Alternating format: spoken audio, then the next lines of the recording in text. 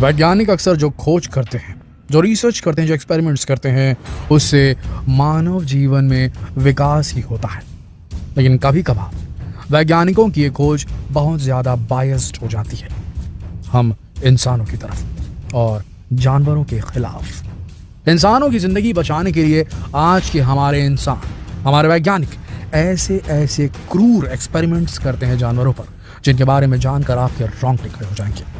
आज के इस वीडियो में हम कुछ जीते जागते उदाहरण आपको दिखाते हैं। अजीब लैब में बनाए गए जानवर, वैज्ञानिकों के द्वारा बनाए गए जानवर, जिन्हें देखकर भगवान भी रो पड़ेगा और सोचेगा इंसान अपने फायदे के लिए कितना नीचे गिर सकता है। ये वीडियो देखिए, आपको मालूम चल जाएगा। 2 सिर वाला कुत्ता, 2-headed dog। सही सुना आपने, 2 सिरों वाला कुत्ता। ये कोई पैदाइशी कुत्ता नहीं था जिसके 2 सर थे, बल्कि 1950 के दशक में व्लादिमीर पेट्रोविच डेमिखोव नामक एक रूसी वैज्ञानिक ने एक बेजुबान जानवर के साथ एक खतरनाक प्रयोग किया। व्लादिमीर चाहते थे कि वो अंग प्रत्यारोपण यानी कि ऑर्गन ट्रांसप्लांट की शैली को विकसित कर सके, जिसमें उन्होंने 2 कुत्तों को लिया और उन 2 कुत्तों के सर को एक शरीर में जोड़ दिया। जी हाँ, एक कुत्ते का सर वो दूसरे कुत्ते पर ट्रांसप्लांट करने की कोशिश कर रहे थे, लेकिन उन्होंने जरा से भी ये ध्यान नहीं दिया कि ऐसा करने से इन कुत्तों का क्या होगा, मानो उन कुत्तों के जीवन की कोई वैल्यू नहीं थी। ऑपरेशन हुआ, काफी मेहनत की व्लादिमीर पेट्रोविच डेमिखोव नामक रूसी वैज्ञानिक ने। ऑपरेशन सक्सेसफुल भी हुआ। कुत्तों के सर, दोनों सर जीवित थे। दोनों कुत्तों के सर मूव कर रहे थे, जो एक शरीर बन चुके थे। कुत्तों में देखने, सूंघने, खाने की क्षमता भी डेवलप हो गई थी। उन्होंने व्लादिमीर में 2 अलग अलग नस्ल के कुत्तों का इस्तेमाल किया था। एक जर्मन शेपर्ड था और दूसरा ब्रार्डिगा प्रजाति का कुत्ता था। लेकिन चूंकि ब्रार्डिगा प्रजाति के कुत्ते का सिर्फ सिर लिया गया था, तो उसका पेट नहीं था, जिसकी वजह से वो जो कुछ भी खाता था वो ट्यूब से बाहर गिर जाता था। आखिरकार कुछ दिनों में ही, 4 दिनों तक जिंदा रहने के बाद उन दोनों कुत्तों ने दम तोड़ दिया। व्लादिमीर को बाहरी आलोचना का शिकार होना पड़ा। पूरी दुनिया में ये कहा जाने लगा कि भाई, जिस प्रकार से ह्यूमन राइट्स होते हैं उस प्रकार से एनिमल राइट्स भी होते हैं। इस तरीके से इस ट्रांसप्लांट की शैली को डेवलप करने के लिए हम जानवरों को इस तरीके से कत्ल नहीं कर सकते। लेकिन व्लादिमीर कहाँ रुकने वाले थे। उन्होंने फिर से एक एक्सपेरिमेंट किया 1968 में, और इस बार उन्होंने जो कुत्ता बनाया था डबल सर वाला, वो 38 दिनों तक जिंदा था। आज भी अगर आप चाहें तो वो डबल सर वाले कुत्ते को जो 38 दिनों तक जिंदा था, उसके शरीर को रीगा म्यूजियम में देख सकते हैं। अब आप ही बताइए, क्या ऐसा करना कुदरत के खिलाफ है या कुदरत के साथ? क्या हम मानव इतने इंपॉर्टेंट हो गए? अभी रुक जाइए, वीडियो खत्म नहीं। अगला एक्सपेरिमेंट जान के आपके रोंगटे खड़े हो जाएंगे। चमकने वाला कुत्ता, फ्लोरोसेंट पपी। जी हाँ, इंसानों द्वारा कुत्तों पर बर्बरता का ये पहला मामला नहीं था। आगे देखिए, इंसानों द्वारा बनाए गए एक ट्रांसजेनिक कुत्ते को, इस कुत्ते का नाम रूबी है, जिसे लोग रुप्पी के नाम से भी जानते हैं। ये बीगल प्रजाति का कुत्ता इंसानों द्वारा बनाया गया है। सही सुना आपने, इंसानों द्वारा बनाया गया है। इसके साथ 4 और भी कुत्ते बनाए गए थे जो फ्लोरोसेंट प्रोटीन का उत्पादन करते थे। थोड़ा रुकिए, समझाते हैं क्या है ये फ्लोरोसेंट प्रोटीन। ये फ्लोरोसेंट प्रोटीन जो होता है, ये पैराबैगनी प्रकाश पड़ने पर लाल रंग का प्रकाश पैदा करता है।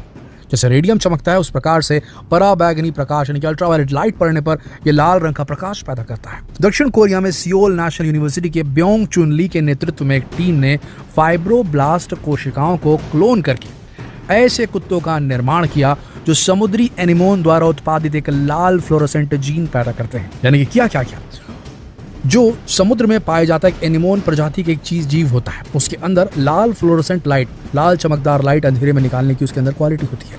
उस जीन को, लाल फ्लोरोसेंट लाइट पैदा करने वाले जीन को लिया गया और कुत्ते की फाइब्रोब्लास्ट कोशिकाओं में डाल करके कुत्ते को क्लोन किया गया। यानी पैदाइश से पहले ही उसके जीन्स के साथ खिलवाड़ कर दिया गया, उसके डीएनए में चेंज कर दिया गया, ताकि ये लाल फ्लोरोसेंट लाइट पैदा करने वाली जो एबिलिटी है उस कुत्ते के अंदर पैदा हो जाए। और उससे ये वैज्ञानिक जो थे वो चाहते क्या थे, वो मानवों में जो ट्रांसजेनिक समस्याएं होती हैं, जो बीमारियां होती हैं, उनको देखने के लिए वो इस प्रकार के जीन का इस्तेमाल करना चाहते थे। और इसीलिए उन्होंने ये काम किया ताकि इंसानों की बीमारियों का इलाज करने में एक नया डायग्नोस्टिक तरीका जुगाड़ कर लिया जाए, और किसी भी बीमारी को, जो ट्रांसजेनिक बीमारी है, उसे बाहर से ही एक स्पेशल प्रकार की लाइट डाल करके देखा जा सके। लेकिन इस चक्कर में उन्होंने किया क्या, एक फ्लोरोसेंट पपी बना दिया जो अंधेरे में रेडियम की तरह चमकता।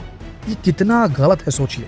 ये तो सीधे सीधे ये है कि humans are starting to play god, और कुछ नहीं। और जो लोग भगवान बनने की कोशिश करते हैं, उनके साथ क्या होता है, कुदरत उनके साथ क्या करती है, ये आप खुद ज्यादा बेहतर समझते हैं। अभी रुक जाइए, वीडियो खत्म नहीं हुआ। अगला डीएनए के साथ छेड़छाड़ करने वाला एक्सपेरिमेंट जानने के बाद आप बुरी तरीके से हिल जाएंगे। स्पाइडर गोट, अब आप बोलेंगे मकड़ी और बकरी के बीच में तुलना ही कैसी? देखिए, स्पाइडरमैन का नाम तो आपने सुना होगा, आप सबने स्पाइडर गोट के बारे में बिल्कुल नहीं सुना होगा। लेकिन क्या आपने कभी कोई ऐसी बकरी देखी है जो मकड़ियों की तरह जाल बुनती हो? दिमाग चकरा गया?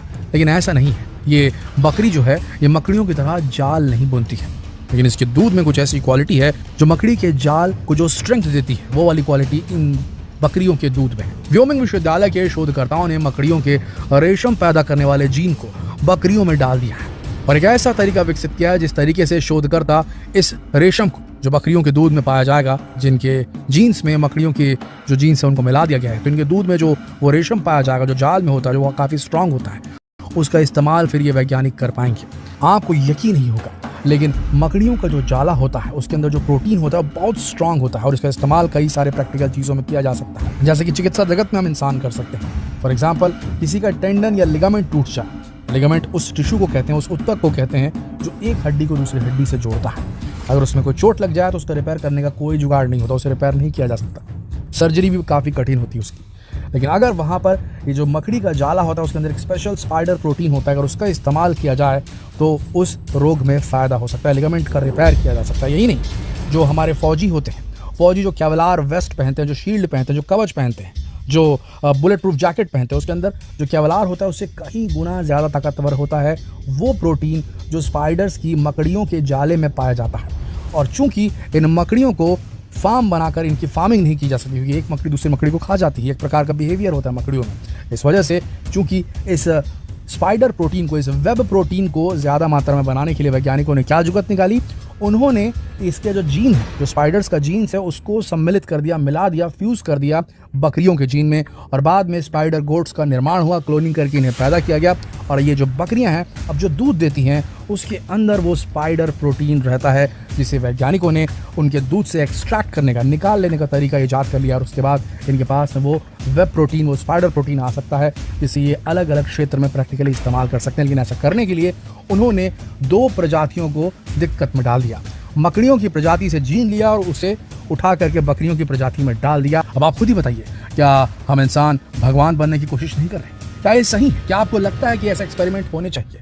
क्या आपको लगता है कि इस पूरे ब्रह्मांड के सेंटर में जो सब कुछ है, जो सारा कुछ रचा गया है, वो सिर्फ हम इंसानों के लिए रचा गया है और दूसरे जीवों का कोई अस्तित्व ही नहीं है? क्या हम इंसान दूसरे जीवों के जीवन के ऊपर उनकी जीव शक्ति है उससे कुछ भी चूज करके अपने इंसानों को स्ट्रांग बना सकते हैं? क्या ये सही है?